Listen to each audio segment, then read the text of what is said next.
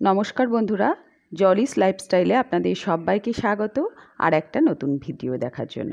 সামনেই আসছে গুরু পূর্ণিমা, তাই বন্ধুরা আমি আজকে আপনাদেরকে এই ভিডিওতে জানাবো বাড়িতে কিভাবে গুরু পূর্ণিমার দিন পূজা করবেন, গুরু পূর্ণিমার মাহাত্ম্য কী, এই দিন কি কি বিধিনিষেধ আছে, কি কি খাবার আপনারা গ্রহণ করবেন, কি কি কর্তব্য পালন করবেন, এই সমস্ত বিষয় নিয়ে আমি আজকে আলোচনা করব। চলুন বন্ধুরা, তার আগে জেনে নিই এবছরের গুরু পূর্ণিমা কবে পড়েছে।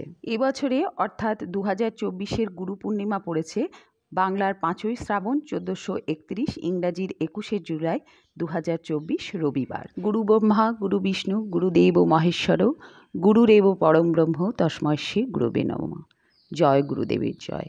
হিন্দু ধর্মে গুরুদেবের স্থান ভগবানের চেয়ে উচ্চ স্থানে রাখা হয়েছে বলে মনে করা হয়। তাই গুরুকে শ্রদ্ধা ও প্রণাম জানানোর দিনটিকে গুরু পূর্ণিমা বলা হয়। গুরু পূর্ণিমার দিন এই পবিত্র তিথিতে মহর্ষি বেদব্যাসের জন্ম হয়েছিল বলে এই পূর্ণিমাকে ব্যাস পূর্ণিমাও বলা হয়, আবার এই দিনটিকে আষাঢ়ী পূর্ণিমাও বলা হয়। তো বন্ধুরা, এই গুরু পূর্ণিমার দিন অনেকেই বাড়িতে সত্যনারায়ণের পুজো করেন, লক্ষ্মীনারায়ণের পুজো করেন, আবার নারায়ণের পুজোও করেন। আপনারা যে যার মতো এই সমস্ত পুজোগুলো করতে পারেন, কিন্তু আমি আজকে দেখাবো আমার ঠাকুর ঘরে ঠাকুরের সিংহাসনে যে সমস্ত ঠাকুর আছে সেই সমস্ত ঠাকুরকে আমি গুরু পূর্ণিমার দিন সহজ সরলভাবে কিভাবে পুজো করব সেটাই আমি আজকে আপনাদের দেখাবো। আমার এই পূজার ভিডিও দেখাতে দেখাতে আমি আপনাদের বলবো গুরু পূর্ণিমার মাহাত্ম্য কী, কেন আপনারা গুরু পূর্ণিমা পালন করবেন, ওই দিন কি কি করবেন কি কি করবেন না, এই সমস্ত কিছু। তো আমি স্নান করে শুদ্ধ বস্ত্রে ঠাকুর ঘরে চলে এসেছি। এই যে এখনও আমার গোপাল সোনা ওঠেনি। ঠাকুরের সমস্ত ফুল আমি পরিষ্কার করে নিয়েছি। ঠাকুরের পুজো করতে যে সমস্ত জিনিসপত্র লাগবে সমস্ত আমি রেডি করে রেখে দিয়েছি।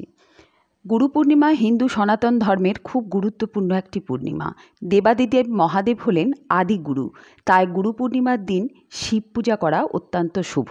তাই আপনাদের বাড়িতে যে শিবলিঙ্গ আছে আপনাদের সিংহাসনে, সেই শিবলিঙ্গের পুজো আপনারা এই দিন করতে পারেন। তো প্রথমেই শিবলিঙ্গকে গঙ্গা জল দিয়ে স্নান করিয়ে দেবেন, পারলে পঞ্চামৃত দিয়েও স্নান করাতে পারেন।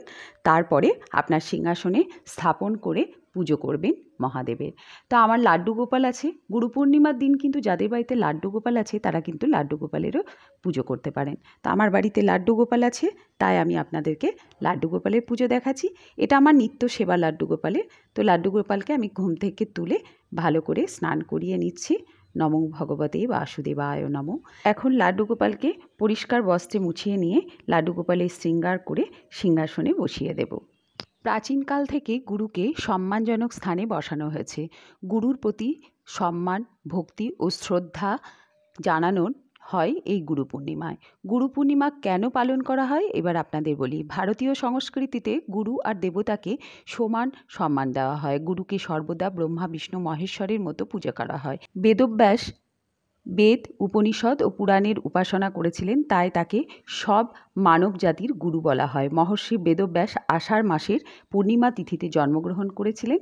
তার সম্মানে প্রতি বছর আষাঢ় শুক্লা পূর্ণিমায় গুরু পূর্ণিমা পালিত হয়। বলি গুরু পূর্ণিমার দিন কি কি করবেন কি কি করবেন না। গুরু পূর্ণিমার দিন গঙ্গা স্নান করা অত্যন্ত শুভ বলে মনে করা হয়। যদি তা না পারেন তাহলে নদীতে স্নান করবেন, আর তা না হলে বাড়িতে গঙ্গা জল ঢেলেও স্নান করতে পারেন। এই দিন প্রবেশদ্বারে মা লক্ষ্মীর পদচিহ্ন আঁকবেন।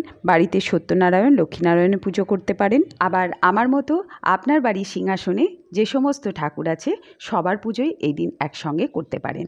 এই দিন অবশ্যই নিরামিষ আহার গ্রহণ করবেন। গুরু পূর্ণিমায় কিছু রীতি পালন করলে বৃহস্পতি গ্রহ শক্তিশালী হয়, যার ফলে চাকরি ও ব্যবসায় বাধা দূর হয়। গুরু পূর্ণিমায় ভগবান বিষ্ণুর পুজো করুন, এতে দেবগুরু বৃহস্পতি বিশেষ কৃপা লাভ হবে। গুরু পূর্ণিমায় বিষ্ণু ভগবানকে হলুদ কাপড় অর্পণ করুন, বৃহস্পতি শক্তিশালী হবে। এদিন কোনো মিথ্যাচার করবেন না, কলহ বিবাদ থেকে নিজেকে দূরে রাখবেন। বাড়ি থেকে কোনো অতিথিকে খালি হাতে ফেরাবেন না। নিরামিষ আহার অবশ্যই খাবেন, বাড়ির সকলকেই নিরামিষ আহার খাওয়াবেন। এই দিন অবশ্যই গুরুগৃহে গিয়ে গুরুকে প্রণাম করে গুরুর কাছে আশীর্বাদ নিয়ে আসবেন এবং গুরুকে কিছু উপহার দেবেন। তো আমি এবার আমার পুজো সম্পর্কে চলে যাই। এতক্ষণ তো গুরু পূর্ণিমা সম্পর্কে বললাম। তা আমি সমস্ত ঠাকুরের মুখ ভালো করে পরিষ্কার বস্ত্র দিয়ে মুছে নিয়েছি। এবার সমস্ত ঠাকুরকে চন্দনের তিলক পরিয়ে দিয়েছি। তারপর যে সমস্ত ঠাকুরকে সিঁদুরের তিলক লাগবে সিঁদুরের তিলক পরিয়ে দিয়েছি। তো পুজোর আগে আমি ধূপ প্রদীপগুলো জ্বেলে নিচ্ছি। ধূপ প্রদীপ জ্বেলে ঠাকুরকে একটু দেখিয়ে নিয়ে তারপর আমি আমার পুজো শুরু করব। তো গুরু পূর্ণিমার দিন আপনার গৃহে যে সমস্ত ঠাকুর আছে সেই সমস্ত ঠাকুরকে ভোগ হিসাবে নানা রকম ফল মিষ্টি দিয়ে পুজো দেবেন। পারলে লুচি সুজি এগুলোও বানিয়ে দিতে পারেন। আমি আপনাদের সকলের সুবিধার জন্য সাধারণভাবে গুরু পূর্ণিমাতে এই পুজোটা দেখাচ্ছি। সব সময় যে বাড়িতে আড়ম্বরের সঙ্গে নারায়ণ পুজো, লক্ষ্মী নারায়ণ পুজো এগুলো করতে হবে তা তো নয়। আমাদের গৃহে তো মা লক্ষ্মী, সত্যনারায়ণ, গণেশ দেবতা, মা কালী, সরস্বতী সব ঠাকুরের মূর্তি আছে। এদিকে তো গোপাল সোনা আছেই আমাদের প্রত্যেকের বাড়িতেই, প্রায় বাড়িতেই। তো আমরা সেই পুজো তো গুরু পূর্ণিমায় করতেই পারি একসাথে, তাই না? এখন কিছু ফল বনিয়ে নিয়েছি, মিষ্টি দিয়েছি, সেই ভোগের থালাগুলো আমি ঠাকুরের কাছে সাজিয়ে দিচ্ছি। এইদিকে একটা থালা আমি সাজিয়ে দিচ্ছি, এখানে আমার জগন্নাথ, সুভদ্রা, বলরাম দেব আছে। এবার আমি নিজেকে আচমন করে নিচ্ছি পুজো শুরু করার আগে। নম বিষ্ণু, নম বিষ্ণু, নম বিষ্ণু। নম অপবিত্র পবিত্র বা সর্বাবস্থাং গতপি বা যশ্বরী পুণ্ডরীকাক্ষ সবাজ্য অভ্যন্তর সূচি। নম সূচি, নম সূচি, নম সূচি। এবার ফুলে তুলসী পাতাতে একটু চন্দন দিয়ে নিচ্ছি। আগেই আমি গঙ্গা জল ছিটিয়ে নিয়েছি। এবার পুজো শুরু করব। প্রথমে গণেশ দেবতার পুজো করে নিচ্ছি। নম গাং গণেশায় নম। তারপর একে একে আমি লাড্ডু গোপাল, মহাদেব, সত্যনারায়ণ, মা লক্ষ্মী, কালী, সরস্বতী সব ঠাকুরের পুজো করে নেব। তা আজকে আমি বাজারে একটু লাল পদ্ম পেয়েছি, তাই আমি আমার গোপু সোনাকে নিবেদন করে দিলাম। আর পদ্ম মা লক্ষ্মীর অত্যন্ত প্রিয়, দুটো পদ্ম আছে, একটা আমি মা লক্ষ্মীকে নিবেদন করে দেব। এরপর আমি নমঃ শিবায় মন্ত্র বলে আমি মহাদেবের পুজো করে নিচ্ছি। গুরু পূর্ণিমায় অবশ্যই মহাদেবের পুজো করবেন, কারণ মহাদেবকে আদি গুরু মানা হয়।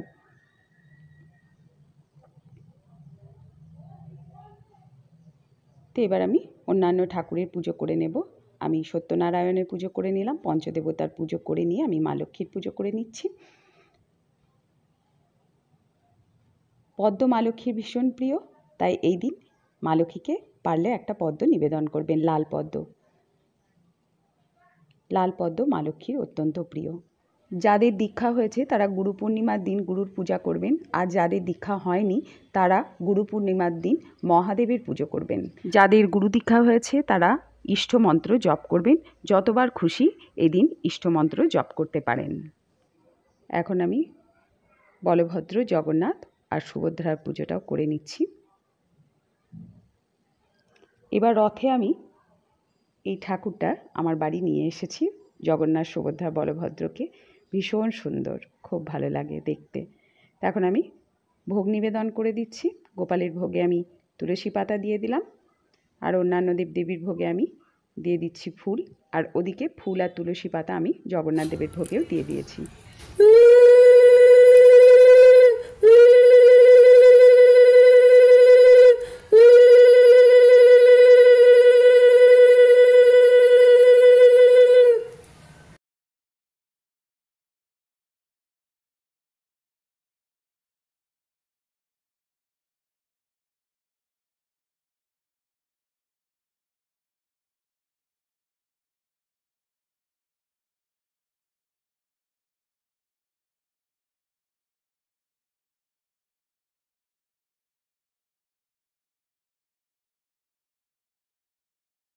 আরতি করা হয়ে গেছে, এবার প্রণাম মন্ত্র বলে প্রণাম করে নিচ্ছি।